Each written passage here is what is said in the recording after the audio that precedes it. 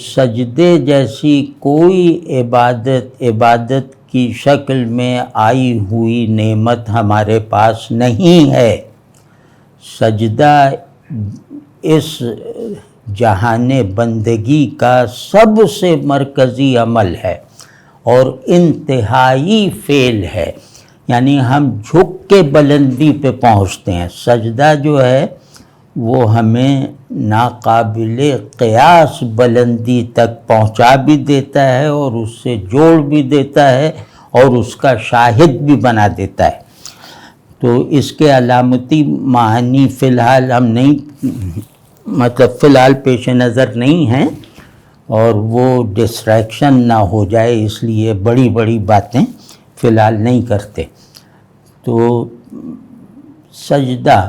سجدے کو اپنا وسیلہ بنائیں، سجدے کو کام میں لائیں، سجدے کے ساتھ ذرا دیر کے لیے ایک سنجیدہ تعلق پیدا کر لیں، اور سجدے میں خود فراموشی کی جو ایک کیفیت ہوتی ہے یا ہونی چاہیے، اس کو جیسے اپنے مطلوبات میں شامل کریں، کیونکہ ہم اتنے برے خود بن چکے ہیں کہ ہمیں اب پہلی ضرورت یہ ہے کہ اپنی خودی کی تعمیر کریں۔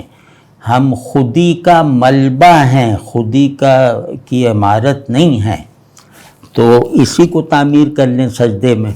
سجدہ آپ کے تمام آئیڈیلز کو احساسات کی سطح پر ایکچولائزیبل بنا دیتا ہے، اور سجدے میں اللہ اور بندے کا اللہ اور بندے کے بیچ میں کوئی نہیں ہوتا۔ یہ وہ مقام حضور ہے جس سے آگے کی منزل قرب آدمی تصور نہیں کر سکتا۔ یعنی سجدہ بندگی کی عمارت کا منتہا ہے، اور اس منتہا کی یہ خاصیت ہے کہ مجھ ایسا نالائق اور لاپرواہ اور نافرمان اور غافل بھی اگر اس کی طرف سنجیدگی سے متوجہ ہو کر اس سے اللہ کی پسندیدہ چیزیں طلب کرنے کی کوشش کرے تو وہ کوششیں لازماً پوری ہوتی ہیں۔ یہ بات میں تاکید سے کہہ رہا ہوں کہ سجدے میں جو کیا جائے، سجدے کے بالکل بنیادی حقوق ادا کرتے ہوئے اور سجدے کا جو ایسنس ہے اسے اپنے اندر اتارتے رہتے ہوئے، تو کوئی اللہ سے تعلق میں درکار کوئی بھی خوبی، کوئی بھی مضبوطی وہ ایک دن میں حاصل ہو جاتی ہے۔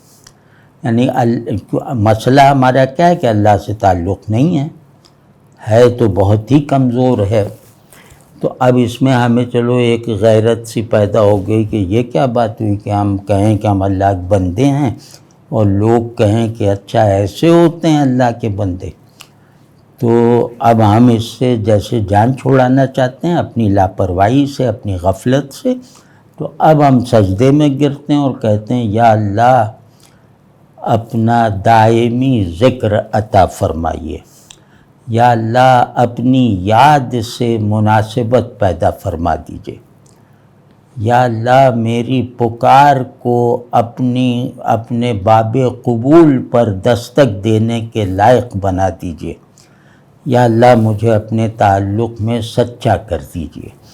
تو یہ ساری چیزیں جیسے اپنے آپ کو ری سبجیکٹیوائز کرنے والی ہیں، یعنی اپنے باطن کے خلا سے گھبرا کر اللہ سے مدد مانگنا کہ یا اللہ یہ اندھیری کوٹھری میں نے بنا دیا ہے اپنے باطن کو، یا اللہ اس کو اپنے نور سے روشن کر دے۔ تو یہ طلب کبھی پوری ہوئے بغیر نہیں رہتی۔ جو کہے کہ یہ طلب ہے اور پوری نہیں ہوتی وہ جھوٹا ہے۔